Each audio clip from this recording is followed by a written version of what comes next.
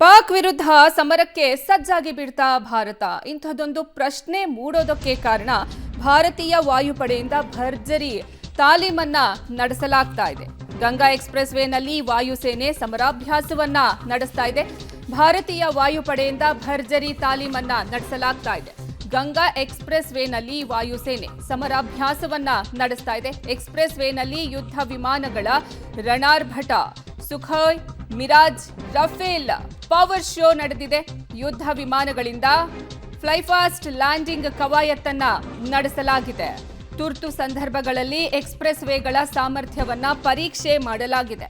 ಹಗಲು ರಾತ್ರಿಯ ಕಾರ್ಯಾಚರಣೆಯ ಸಾಮರ್ಥ್ಯವನ್ನ ಪರೀಕ್ಷೆಯನ್ನ ನಡೆಸಲಾಗಿರೋದು ಗಂಗಾ ಎಕ್ಸ್‌ಪ್ರೆಸ್ ವೇನಲ್ಲಿ. ಭಾರತೀಯ ವಾಯುಪಡೆಯಿಂದ ಪಾಕಿಸ್ತಾನಕ್ಕೆ ಈ ಮೂಲಕ ಖಡಕ್ ಎಚ್ಚರಿಕೆಯನ್ನ ಕೊಡಲಾಗ್ತಾ ಇದೆ. ಗಂಗಾ ಎಕ್ಸ್‌ಪ್ರೆಸ್ ವೇಯ 3.5 ಕಿಲೋಮೀಟರ್ ಯುದ್ಧ ವಿಮಾನಗಳ ಹಗಲು ಮತ್ತು ರಾತ್ರಿ ಕಾರ್ಯಾಚರಣೆಗಳಿಗಾಗಿ ವಿನ್ಯಾಸಗೊಳಿಸಲಾದಂತಹ ಭಾರತದ ಮೊದಲ ರಸ್ತೆ ರನ್ವೇ ಎಂಬ ಹೆಗ್ಗಳಿಕೆಯನ್ನ ಇದು ಹೊಂದಿರೋದು. ಪಹಲ್ಗಾಮ್ ದಾಳಿಯ ಬಳಿಕ ಭಾರತ ಹಾಗೂ ಪಾಕಿಸ್ತಾನದ ನಡುವೆ ಯುದ್ಧದ ಸನ್ನಿವೇಶ ಸದ್ಯಕ್ಕೆ ಈಗ ಸೃಷ್ಟಿಯಾಗಿರೋದು.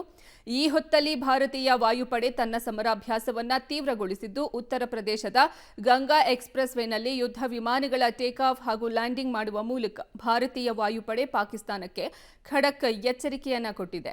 ಮೀರತ್ನಿಂದ ಪ್ರಯಾಗ್ರಾಜ್ಗೆ ಸಂಪರ್ಕ ಕಲ್ಪಿಸುವಂತಹ ಗಂಗಾ ಎಕ್ಸ್‌ಪ್ರೆಸ್ ವೇನ ಶಹಜಾನ್ಪುರ ಎಂಬಲ್ಲಿ ಭಾರತೀಯ ವಾಯುಪಡೆ ಸಮರಾಭ್ಯಾಸವನ್ನ ನಡೆಸಿದೆ. ಈ ಡ್ರಿಲ್ನಲ್ಲಿ ರಫೇಲ್, MiG-29, ಮಿರಾಜ್ 2000 ಸೇರಿ ಹಲವು ಯುದ್ಧ ವಿಮಾನಗಳು ಲ್ಯಾಂಡ್ ಮತ್ತು ಟೇಕ್ ಆಫ್ ಆದವು.